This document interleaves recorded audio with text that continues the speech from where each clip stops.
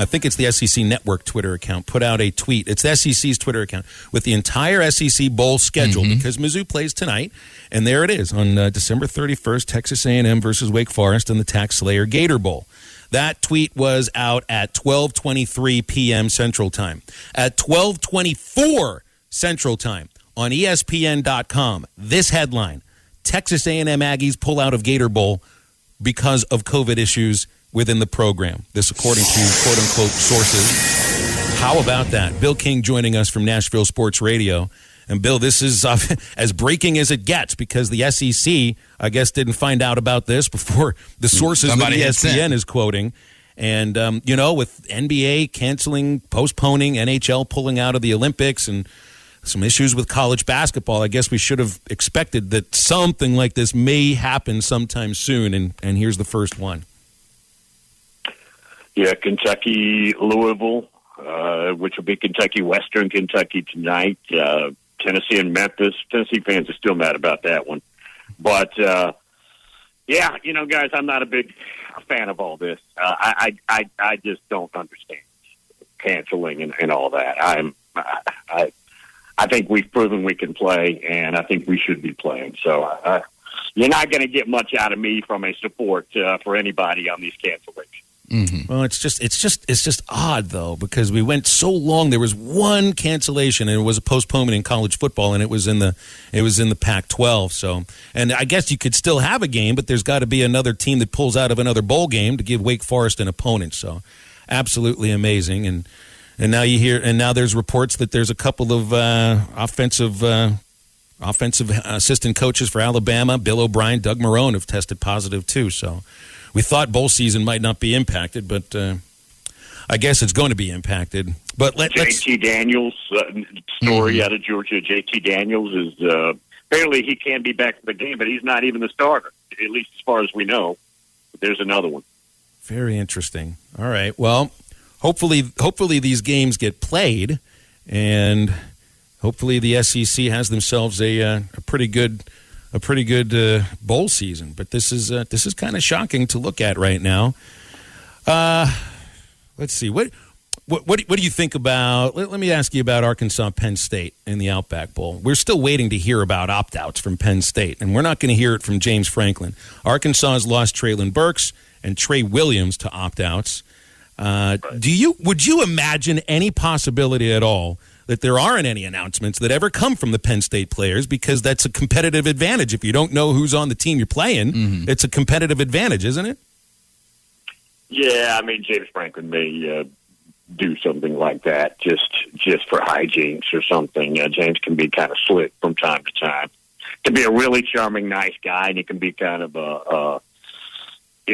quick to get mad guy. It depends on what day you catch him, but he's usually a pretty good guy. I could see that happen, and I think those are pretty evenly matched teams. I think Arkansas is probably, over the course of the year, proven to be more physical. Now, Penn State's physical too, but I think the muscle probably goes to Arkansas in this game, and I think the overall athletes probably would lean towards Penn State as long as everybody plays.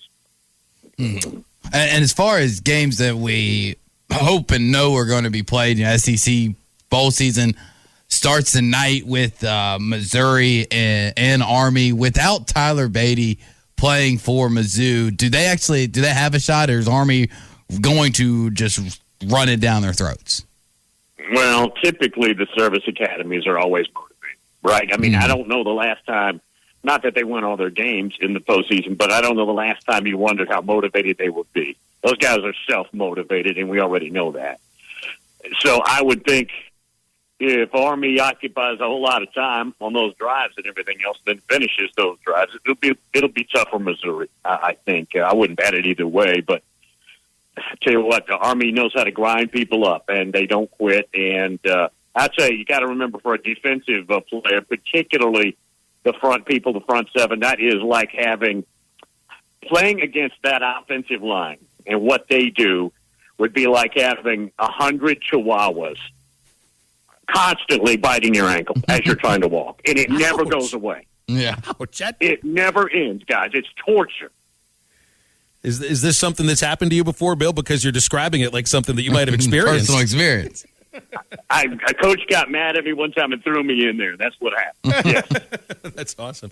Situation with the bowl game with Florida is crazy. I mean, I read Emory Jones is going to start at quarterback for Florida and then transfer. Mm-hmm. Isn't it usually like the other way around? And I don't know. I mean, it's not like he needs an audition. We've got plenty of tape, right? We know what he does. He's a pretty good player. Just needs a fresh start somewhere. Yeah, that is odd. That one's a little different. They got Jack Miller, recent news, Buckeye, who was not getting to play, but a big recruit here more recently. He's transferring to Florida, and they still have Anthony Richardson, who won't play in the game because of injury and surgery. Yeah, that one is also weird. If Central Florida does end up beating the Gators tomorrow, do they have another parade down Main Street in Disney World, and do they claim themselves the Florida State champs? I mean, how far do they take it? Well, might as well. It's not like anybody else in that state wants it. Sure. I mean, think about it. That's a good point. I mean, you can be Bethune-Cookman today and stand up and say we're the best team in the state.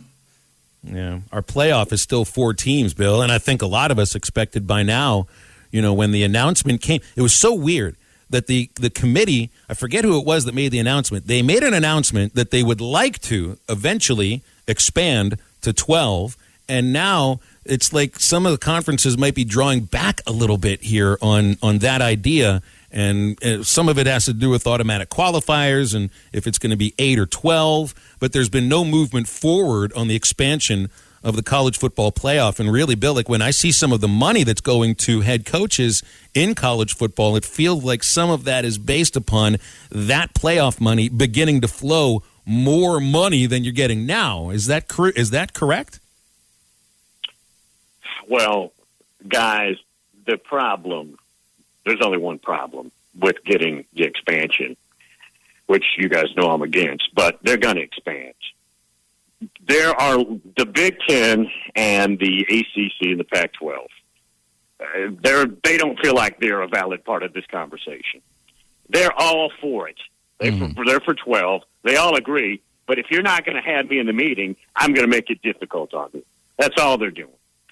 They will get it done. Now, probably not as soon as I thought, because right now we're just all throwing a little hissy fit. That's the only thing this is, guys. It's not about agreeing or disagreeing on format or anything else. I don't think that's a big deal. It's a few conferences saying we're going to take our ball and go away for a little bit and make you shaking your boots. It's how you describe it. Basically trying to force us. Yeah, I mean, it'd be like having a radio station meeting. They come out and tell you what they're going to do. You thought that was a good idea going in, but you're saying, okay, well, I'm not going to follow along because I wasn't in there. Mm-hmm.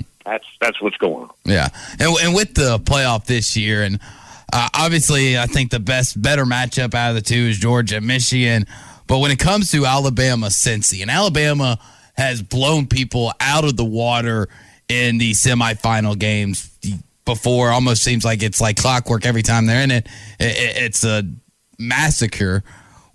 How close does Cincinnati have to keep it to be respectable? Because I think that's what Cincinnati fans and a lot of Group of Five fans really just want Cincy to be respectable. What is respectable? Is it under 20, or do they have to keep it within 10 points?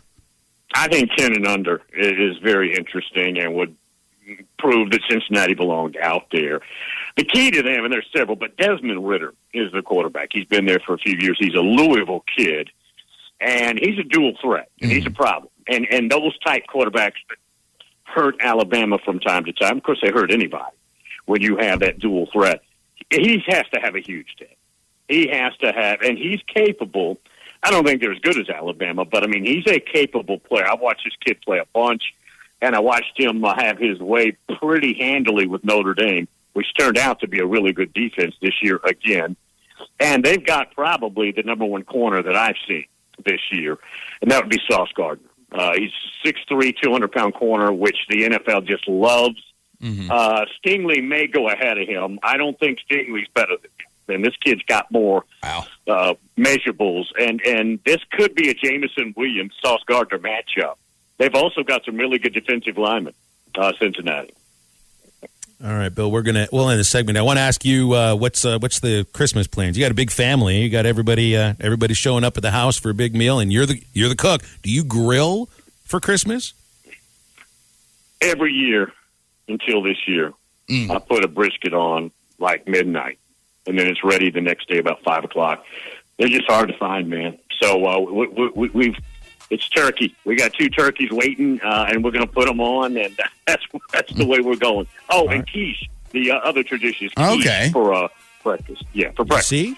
Real men do eat quiche. Bill King is as real of a man as it gets. Absolutely. Bill, we appreciate you. Merry Christmas to you and your family. Thanks for has you covered for all the holiday season. More props, odds, and lines than ever before. BetOnline remains your #1 spot for all sports action. Head to our new updated desktop or mobile website to sign up today and receive your 50% welcome bonus with the promo code BELIEVE to receive your bonus. That's BLEAV to receive your bonus. And it's not just football. BetOnline has pro and college hoops, NHL, boxing, UFC, even your favorite Vegas casino games. Don't wait to take advantage of all these amazing offers available for the 2021 season. BetOnline is the fastest and easiest way to bet on all your favorite sports.